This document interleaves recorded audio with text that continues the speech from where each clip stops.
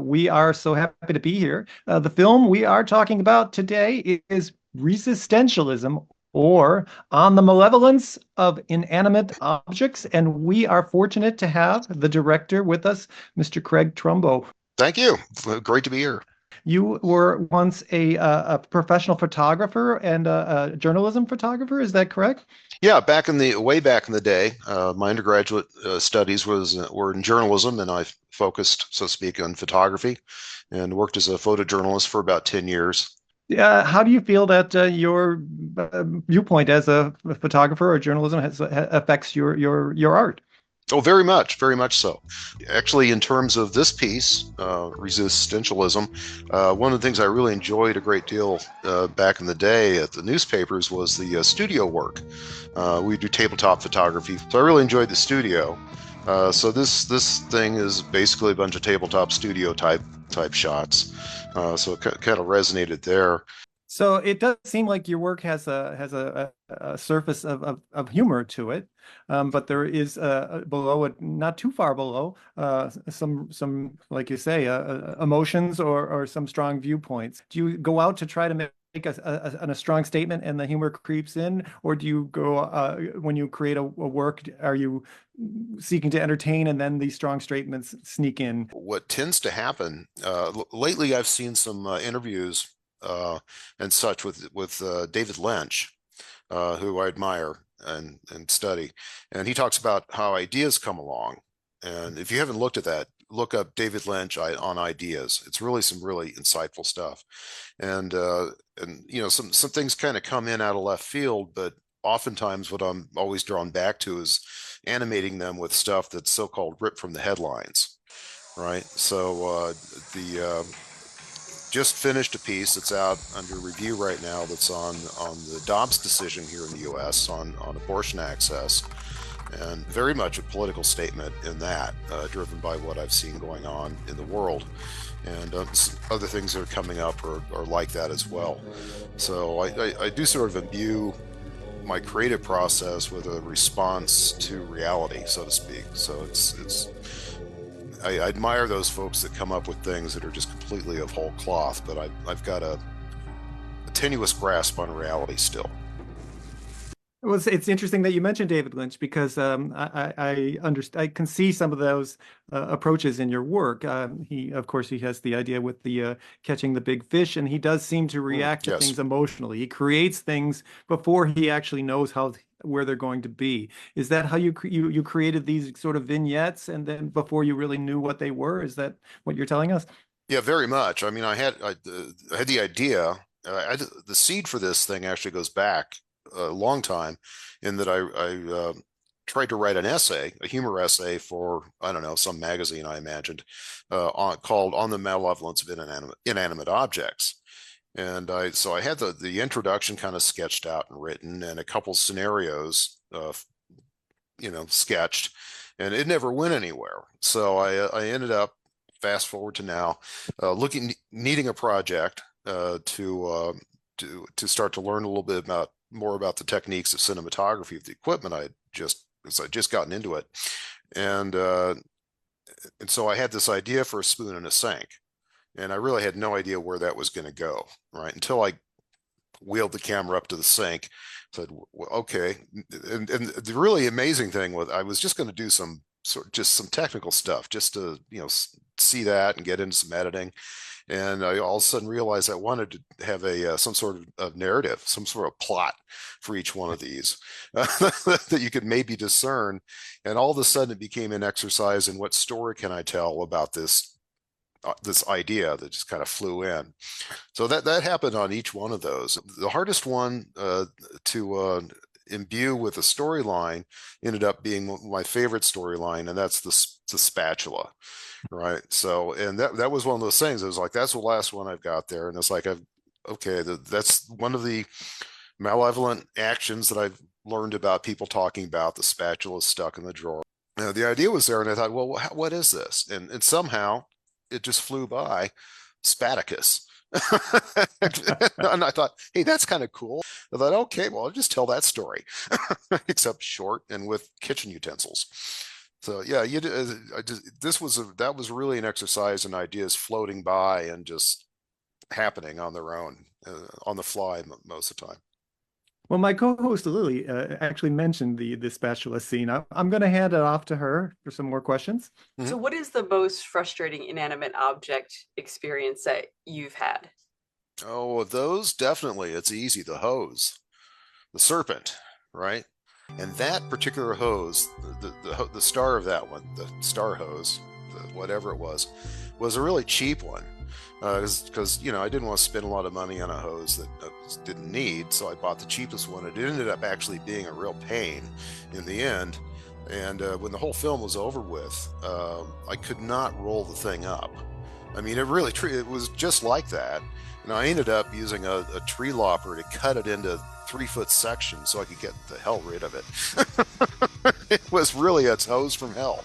It met a violent end.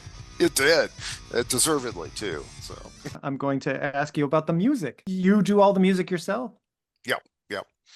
And so are these produced specifically for these vignettes, or do you have the music and you just see where they fit it in, or do you Right compose now, them for them? yeah, right now each of these was produced specifically for the vignette, and following the completion of the film editing. So I do have a collection of bits of music that would be appropriate for films, in my mind anyway. And I'm starting to draw from that pool that I have now to use in future films.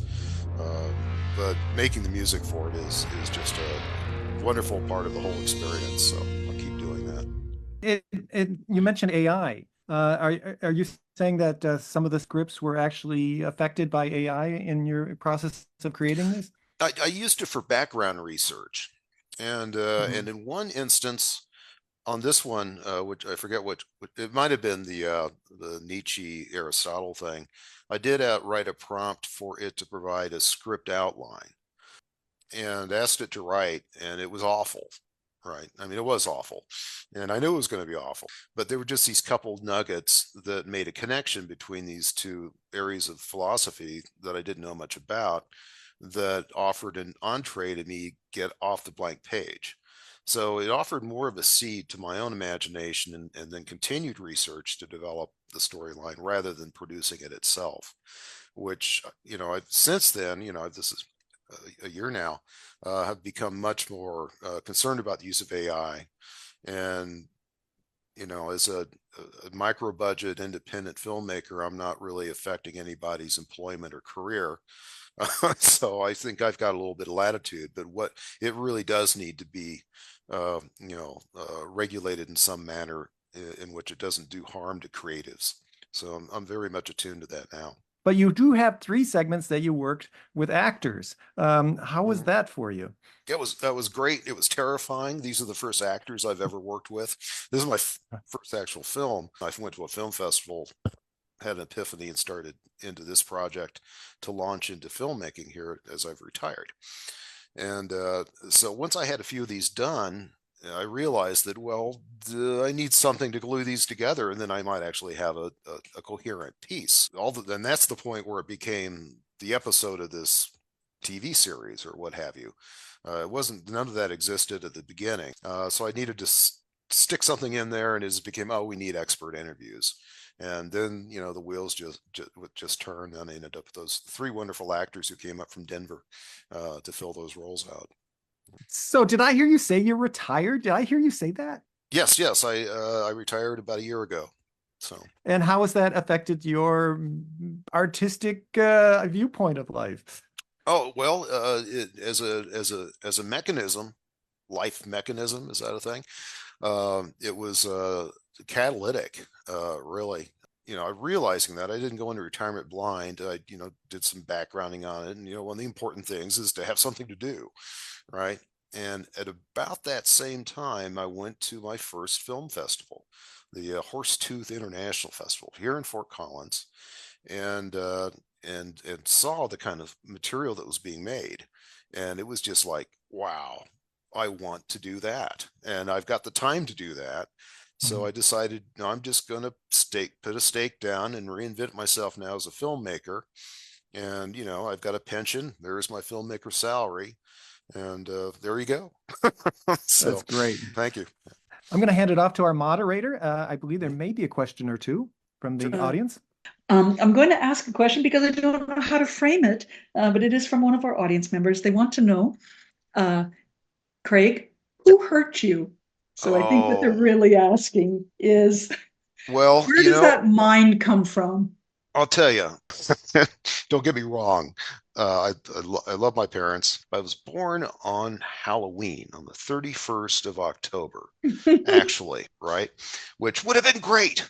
Would have been great. You know, a whole lifetime of Halloween themed parties. Well, the doctor gave my parents, because it was late at night, the option of dates for the birth certificate. Well, for reasons that I assume were of, some sort of, I don't know, fear, they decided not to have Halloween, but gave me my birthday on the 1st of November. And years later, I figured out they did that. And it was really deep. He deeply hurt me. So maybe that's it, going all the way back. You have over 40 papers, I believe, that you've published alone. Yep. Does the need to publish in academia take away precious time for actual research and or your interest in filmmaking? Well, the publishing is one of the three areas that you're, as an academic at most institutions, research institutions, where you're supposed to give a certain amount of your time and effort to.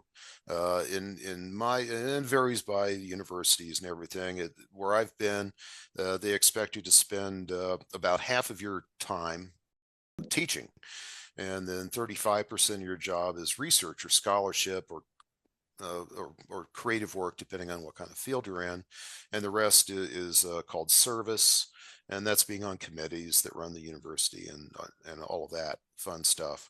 I put a little extra of myself into the research and the writing because I really loved it. There's no way I could have launched into doing this kind of thing while I was working without really neglecting aspects of the job.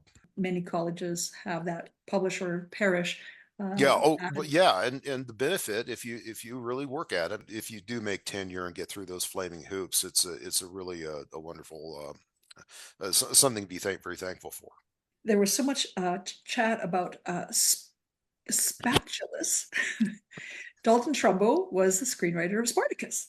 Yes. And so you had said that you don't know if you're related, but now are you interested in maybe taking a peek at that as well? Oh yeah, well I've glommed on to Dalton as much as possible.